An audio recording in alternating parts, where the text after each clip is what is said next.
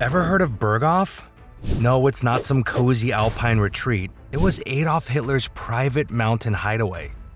Yep, the place where evil went on vacation. Do you know what chilling details Eva Braun's home movies accidentally captured? Or why was Hitler's favorite dog poisoned just before his own death? And what did Allied soldiers really find when they reached the Berghof? Get ready! This story blends propaganda, paranoia, and pure terror.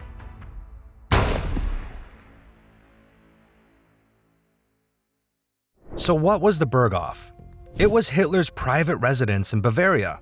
It was his inner sanctum, his favorite home, and the stage for some of the most terrifying decisions in modern history.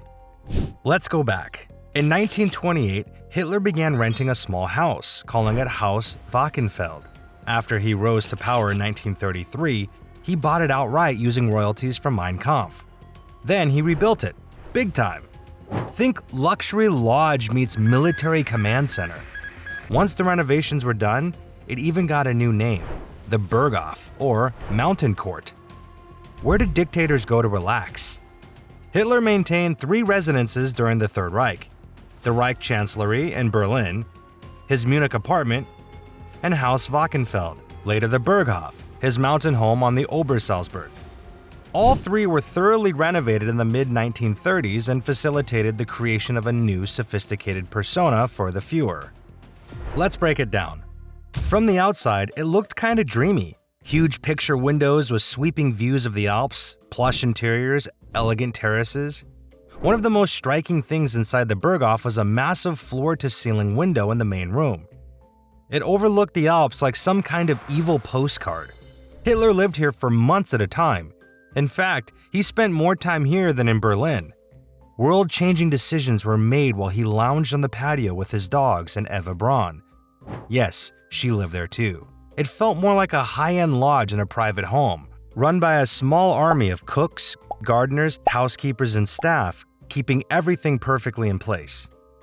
It wasn't just the Berghof. The entire mountain was turned into a Nazi neighborhood. Bormann, Göring, and other top Nazis had homes nearby. There were tunnels, air raid shelters, a tea house, and even a guest house for official visitors. Locals were kicked out, their homes demolished, to make way for this Alpine fortress. Those who refused to sell were forced out, including the owner of the Hotel Zum Türken, who spent 3 weeks in Dachau, a concentration camp, before agreeing to sell. It was practically a small Nazi city in the clouds. Here's the twist most people get wrong. The Eagle's Nest, that cliff-top tea house you've probably seen in photos, wasn't Hitler's main residence. It was built as a 50th birthday gift for Hitler, but Hitler had a fear of heights and the elevator, so he visited only a handful of times. It was more of a showpiece. The Berghof? That was the real HQ. Hitler's private time wasn't so private. Security was intense. The SS controlled the mountain, snipers were hidden in the trees, guests were vetted, watched, and listened to. Even the staff was handpicked for loyalty. The Berghof saw some of the most powerful and terrifying figures of the 20th century walk through its doors. Mussolini arrived in 1938, and Neville Chamberlain, the British Prime Minister, came here hoping to avoid war. But there were weirder visitors too. The Duke and Duchess of Windsor, yep, the king who abdicated for love, visited and reportedly got cozy with the Nazi leadership. Still, fragments of that life remain. Eva Braun filmed color home movies that miraculously survived the war, capturing moments of Hitler and his guests lounging and laughing in the Alpine sun. Among those identified in the films were Joseph Goebbels, Reinhard Heydrich, Heinrich Himmler, Joachim von Ribbentrop, Albert Speer, and Karl Wolff. Hitler's social circle at his Berghof retreat, it was a tight-knit group of familiar faces. Eva Braun and her sisters, their friends with kids, Eva's pal Marion Schonman, photographer Heinrich Hoffmann, and the wives and children of top Nazi officials. Hitler was never happier than at the Berghof, surrounded by his chosen few, immersed in dreams of empire. But that oddly cozy little world ended abruptly in July 1944, when Hitler left for his Eastern Command post in East Prussia, and never came back. Hitler lived in Berghof for long stretches, sometimes months at a time, especially during the war's early years. He would rise late, often around 11 a.m., eat a light vegetarian breakfast, and then spend hours in meetings or reading military briefings. After lunch, he'd go for long walks in the mountains with his German Shepherd, Blondie, and a close circle including Albert Speer and Eva Braun. The scene may sound peaceful, but it was a theater of horror dressed as leisure. In the afternoons, Hitler often hosted guests in the Grand Salon. Diplomats, military leaders, and even celebrities like Leni Riefenstahl were received in a space that looked more like a luxury ski lodge than a dictator's den. This illusion of Alpine charm extended to every corner of the house. Let's take a closer look at what was inside. It was a massive terrace complete with big, colorful umbrellas that gave it a vacation vibe.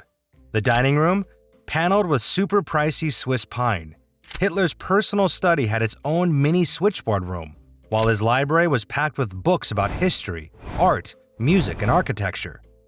The grand hall looked like something out of a medieval fantasy. Heavy oak furniture, a giant globe, and a bold red marble fireplace. In the guest rooms, you'd find old engravings on the wall, plus a few of Hitler's own little watercolor sketches. According to his personal valet, Heinz Ling, Hitler and Eva Braun each had their own bedrooms and bathrooms connected by doors. Most nights ended the same way, Hitler in his study sipping tea with Eva by his side. There were secret escape tunnels underneath the Berghof, along with private elevators that led straight into the underground bunker complex carved deep into the mountain. In case of a surprise attack, boom, he could vanish in minutes. The staff wasn't just there to serve tea. SS guards and phone tappers kept a constant eye on everyone, including guests. Conversations were monitored. Visitors were watched. Trust? Not really part of the vibe. For all its secrecy and military gravity, the Berghof was oddly open, at least on the surface. In the late 1930s, it became an unexpected tourist attraction. Every morning, excited crowds gathered at the base of the winding driveway, hoping to catch a glimpse of the man they called Führer. Hitler, who carefully curated his public image, often walked out to greet the visitors. He used the Berghof in photo ops to look like some man of the people, feeding deer, walking the garden path, chatting with kids. Children and dogs became recurring themes in these propaganda shots. These moments were captured by Nazi photographers and spread across Germany in newspapers and propaganda posters. The message?